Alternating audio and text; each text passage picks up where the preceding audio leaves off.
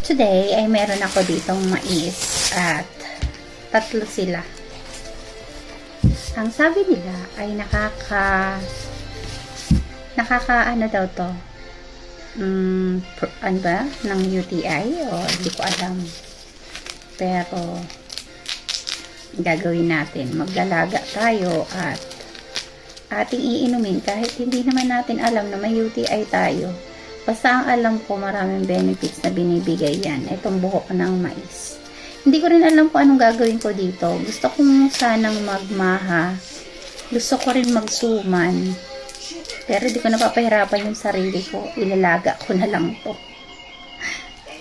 Diba? Kasi pag nagsuman ako, pupunta pa naman ako sa palengke.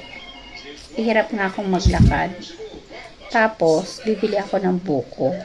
Nakapamalengke na ako mga atin ko. Tingnan nyo yan, oh.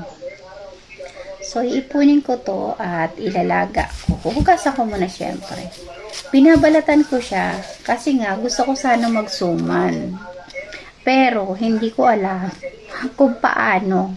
So, para lang din ba tong chocolate moron at sumang kamuting kahoy. Turuan nyo nga ako mga ate and kuya. Gusto ko ng sumang mais eh. Kasi, dati nakatikim ako, maha siya. Hindi ko alam kung maha o ano. I think maha yun. Dun sa Alfonso, sa dating pinasukan ko.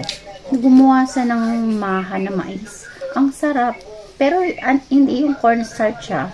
Purong maha talaga siya.